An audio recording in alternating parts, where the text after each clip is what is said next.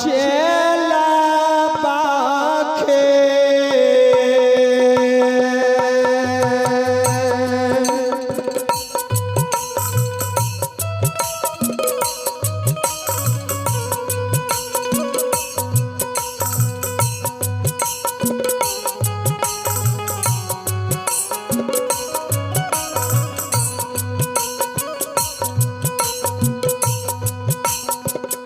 महीना था बाबा चेला बाखे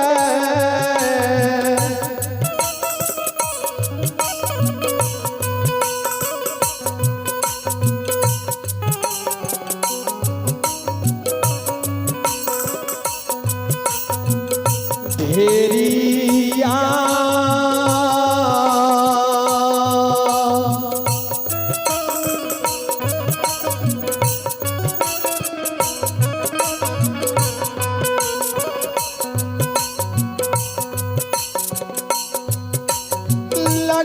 लगैया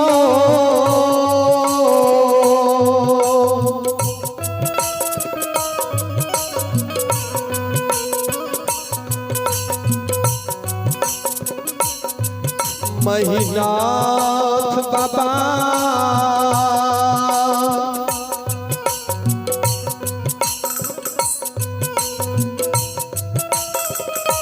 बाबा हो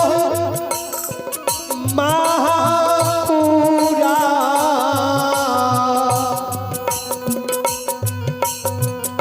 ये हो ना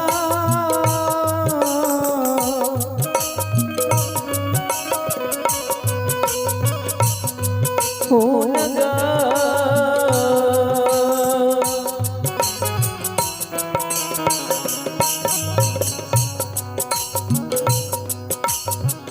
बाबा मुझे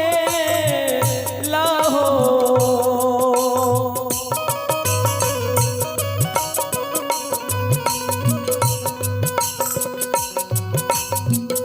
या बहु समाज बाबा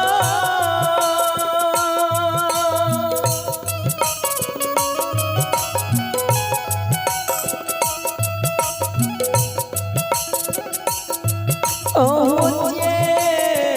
लाहो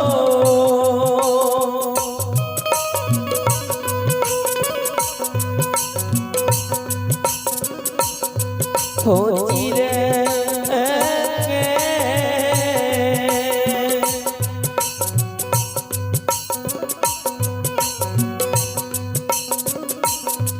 ओ ये तेरा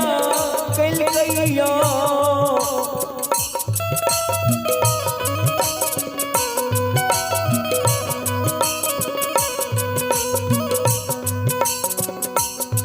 महीना बाबा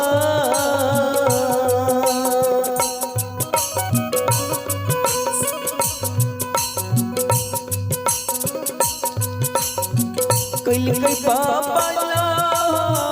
था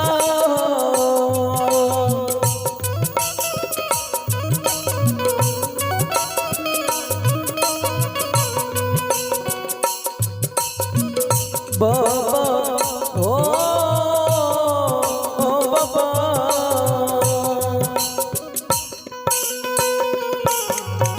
भगवान 7 गाछ चंदन के लकड़ी 5 गाछ आम के लकड़ी के चला चीर के ढेर लगा देलकै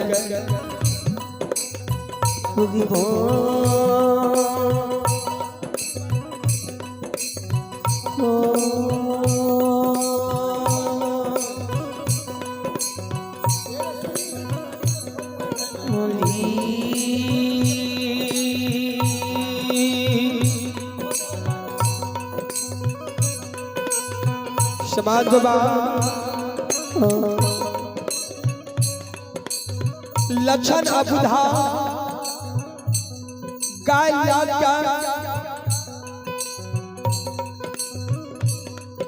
गाय लागा जब महपुरा नगरी अइले त चला के ढेर लागल देखलके 7 गाछ चंदन के लकड़ी 5 गाछ आम के लकड़ी के चला चीर के ढेर लागल देखलक। लक्षण बाबा सोचे लागले भगवान ये हो परमात्मा नहीं महापुरा नगरी में कोनो जग प्रोजन छिए नहीं माँ के एकादशी पर्व छिए ना पोखरा के जाग छिए लागे छे भैया हमरे खातिर चला चीर के ढेर लगा दल। लक्षण भागल भागल दुखा सिंह कार्य बाबा के बेगरिया रहे। दुखा सिंह लगल गले हो चाचा चाचा जी बरका भैया चला चीर के ढेर लगल कई।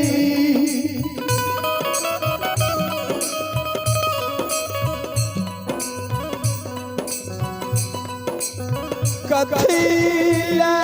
चला चीर के ढेर लगल कई।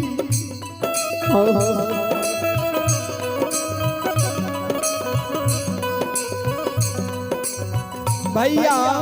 भैया किया ढेर लगल दुखा से काल करे अच्छा ई बात तोरा संगरुल मंगरुल पर ही कहतो वह चला चीर के ढेर लगल कैया।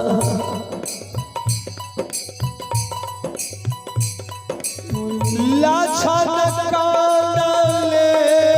हो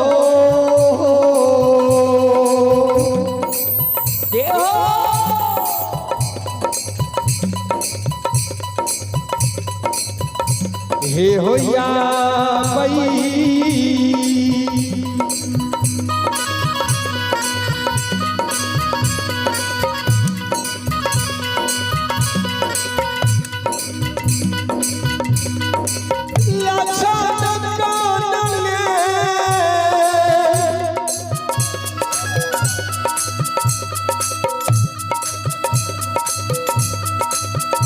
हे होया बई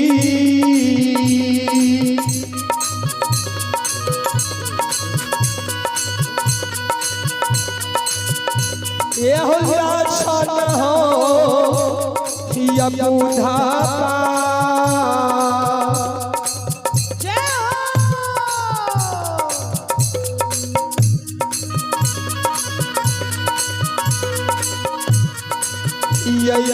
सगरू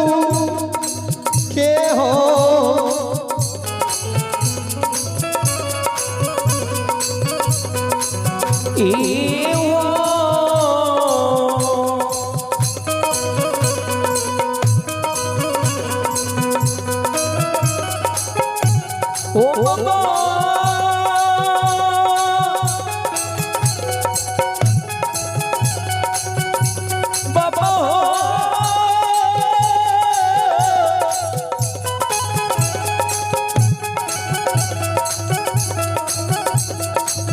यम हो समा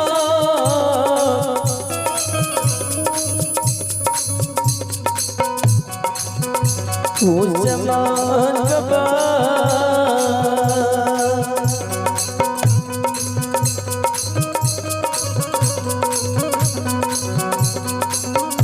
आहू काना ले हो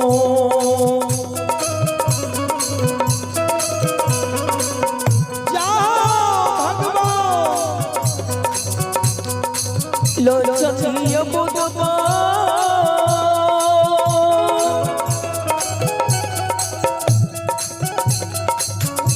ओहो काना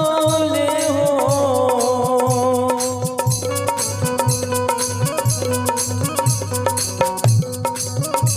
ओहो काना ले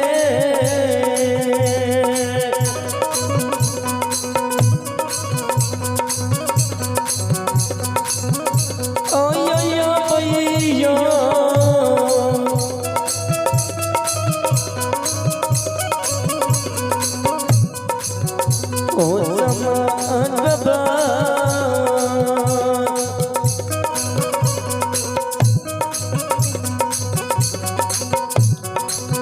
जब ये सगरुल के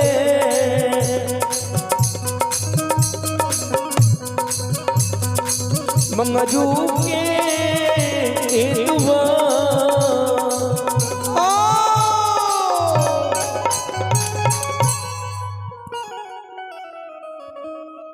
चाचा जी चाचा जी छिए घर अंगना में